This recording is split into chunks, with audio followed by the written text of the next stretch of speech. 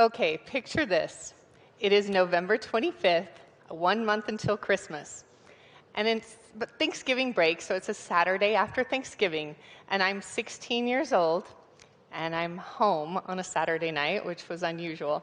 And I'm hanging out with my mom and my 4 little brothers. And they range in age from 15 to 7. And we're watching Cops on TV.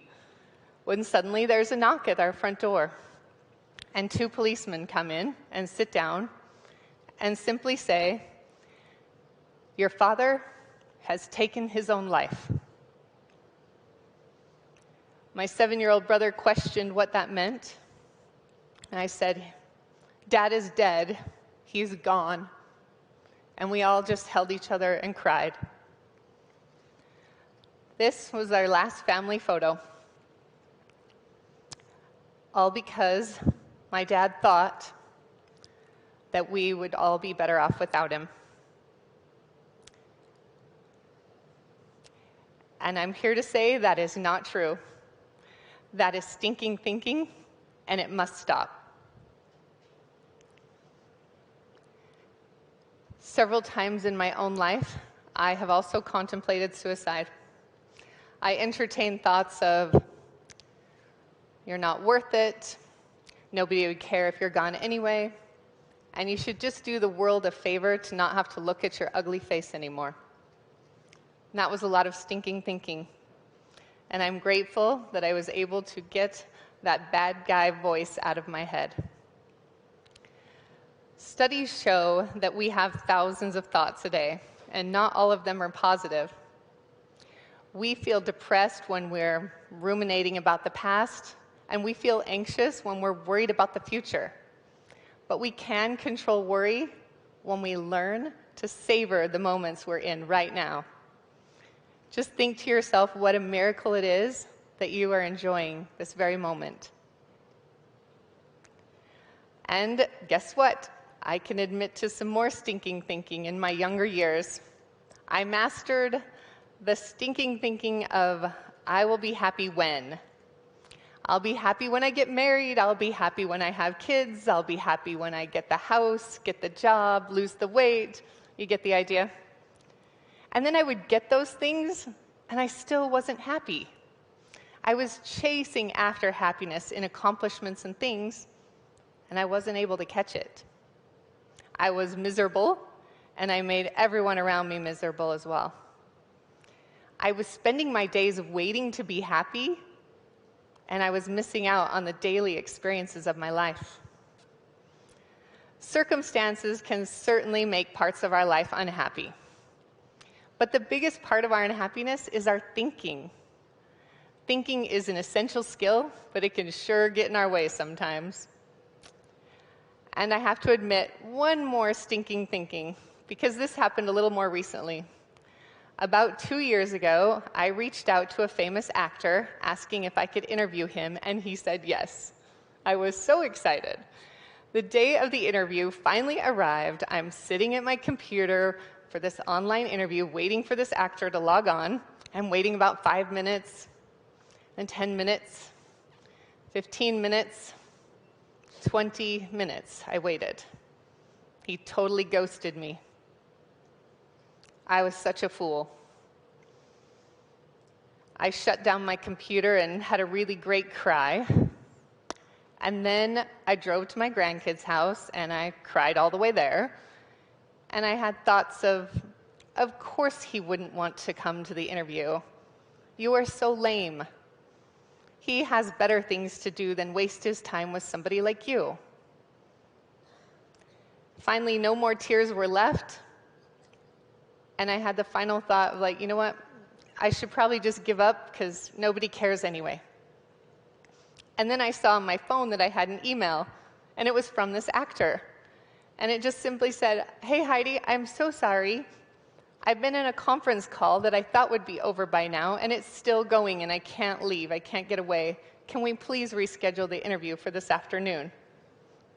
I was like, wait, what? You mean he doesn't think I'm this lame loser and a waste of his time?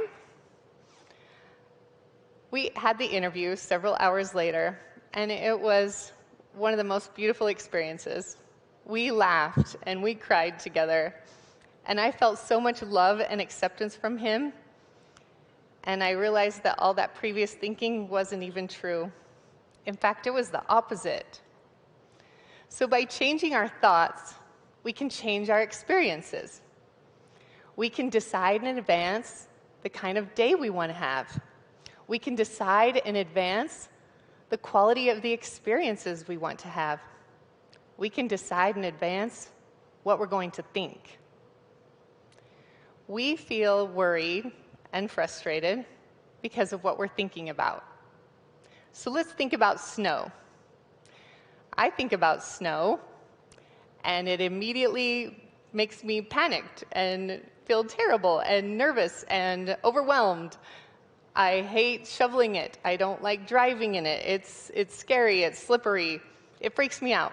In fact, I'll even call my adult children and say, "Don't come visit. It might snow."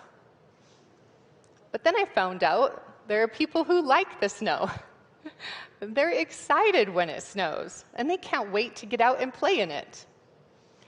So if snow created our feelings, then we'd all feel the same way about it. But it's our thoughts that create our feelings. That's the meaning we give it. My thoughts are how I feel about it. But it doesn't mean it has to be the only focus in my mind. I can know that I'm home and safe and everything's fine. But my brain thinks it's being helpful to worry about it. So I could take some precautions, but I don't have to be worried and afraid. Because the fearful thought about snow is true. You actually can have an accident. You can slide off the road. That's true. It can be dangerous.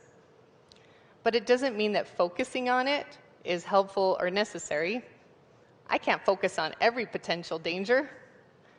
The truth is, I could get hurt or have an accident on a sunny, dry road day as well. Because my worst car accident was on a beautiful sunny day. But I don't get freaked out when it's good weather. So yes, it's good to be aware, take precautions. Our brain is just trying to protect us. But most of the time, it's just being a little too overactive and not helpful. We feel worried because we're thinking too much about what we're thinking about. You are the creator of your feelings because of your thoughts. So imagine a path that is in the forest, and it's a well-worn path. That can be compared to our well-worn thinking patterns in our brain. Neuroplasticity is the brain's ability to rewire itself with new and strengthened, more positive thoughts. You can change the neural pathways in your brain. It's like blazing a new path in the forest, and your focus determines your reality. So we can abandon that old, familiar, well-worn path, and we can have the courage to blaze a new path in unfamiliar territory. And then eventually, that old path will just get overgrown and not even used. And then the new, familiar path will be the better, more positive pathway of thinking. So the next time you approach that old, familiar, but not helpful, old, worn trail of thinking in your mind, just take a moment and stop. Stop those negative beliefs. I'm going to break this down for you to help you remember a little bit. Stop. S stands for see. Step back and see another point of view. See that it's good. Because simply recognizing that a problem exists is a good first step towards solving it. Usually, we find things very easily that aren't good, that are wrong. But we can also find things that are right. Finding what's right is always available to us, too. Here is a picture that a friend posted on social media. If you look at this picture, you can see that it's well staged, beautiful photo, something I would love to be able to achieve. But my favorite part about this picture was the second picture she posted. Yeah. She has a lot going on here, which is totally relatable, right? I think we all relate to this picture more. But if you look closely, you'll be able to see exactly where she stood to take that first well-staged photo. It's the exact same picture, just taken from another view. So remember to step back, change your focus, and see another view. The next part of stop is the letter T, and that's for true. Is my thought true? How does thinking this thought affect me? Would I say this thought to my best friend? Could I think a more neutral thought, like saying, oh, that's interesting, instead of labeling it good or bad?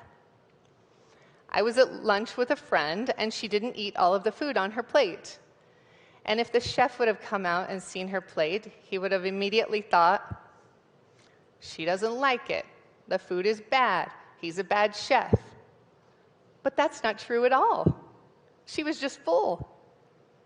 So we need to question our thoughts, if they're true or not, before we keep playing them over and over in our mind. We can find new, believable ways to think about our thoughts that create peace and compassion and make us feel better. I would love to be able to focus on the positive all the time, but my default brain wants to remind me of what's wrong and scary and dangerous. Okay, so what if that's true? It still doesn't mean focusing on it is helpful. It's stressful. So who do you want to be now? The next part of stop is the letter O. O is for opposite. We have limiting beliefs, but is there an opposite we could think or feel? We could write down our negative thoughts, and then we can write the opposite, positive thought. So if my thought is that I am ugly, I can find out the opposite of ugly means beautiful, but it also means pleasant and calm. So I can choose one of those thoughts that resonate better with me and focus on something a little bit more positive, because there's always an opposite. We like to mislabel things as good and bad. We like to compare our weaknesses with other strengths. And we like to focus on the negative and completely miss the positive. There's always an opposite. A janitor was asked what he does for a living, and he says, I clean up messes all day long. Or he can say, I make a safe environment for people. A shoe salesman can go to Africa and he can be totally discouraged. They don't wear any shoes here. Or another shoe salesman can go to Africa and be totally encouraged. They don't wear any shoes here. It's all about our mindset. So for a moment, just think the worst. What's the worst thing that can happen? And then accept that. And then work to improve on that worst case and just make it a little bit better than that. And finally, in our stop is the letter P, and that stands for proof. Where's the proof that your thought is true? Where is the evidence in a court of law and a lawyer's going to pull out of his briefcase to prove your thought? So consider all the evidence and make sure it's 100% accurate evidence and see if that proves your thinking. And then ask yourself, what do I know about myself that tells me this thought isn't really true? Just really analyze that thought and find the proof. And I'll give you a hint. It isn't because one person said it. You do not have to believe the same things that other people believe. You can use your imagination in a different way. Find the proof that experiences are happening for you and not to you. Find the proof that you get to have these experiences, not that you have to. And then tell yourself, of all the thoughts that I can think and that are available to me, what are some other thoughts? There are so many others I could think right now. So we need to stop those negative beliefs. And one of our big problems with our stinking thinking is thinking about things that we should do. Oh, I should eat my vegetables. I should exercise more. I should make more money. I should be happy. And now that you have should all over yourself, then ask yourself, is there something else I could think in this moment? Because focusing on the past does not create a better life for you. You can choose to focus on peace, love, or happiness. You have permission to not worry about your past. So put your hand on your heart, take a deep breath, and know that you have the ability to think what you want. And I can tell you, after the past 33 years of living without my dad, that I really needed him in my life. I have learned how to take life's lemons and make lemonade, and he missed it. He missed it all because he thought we would be better off without him. My 4 little brothers and I have all grown up. And I know he would be so proud. So please, watch those negative thoughts. Stop those positive thoughts and hold on for one more day. Hold on for one more hour. Hold on for the next 5 minutes, because you are strong and the world needs you. Thank you.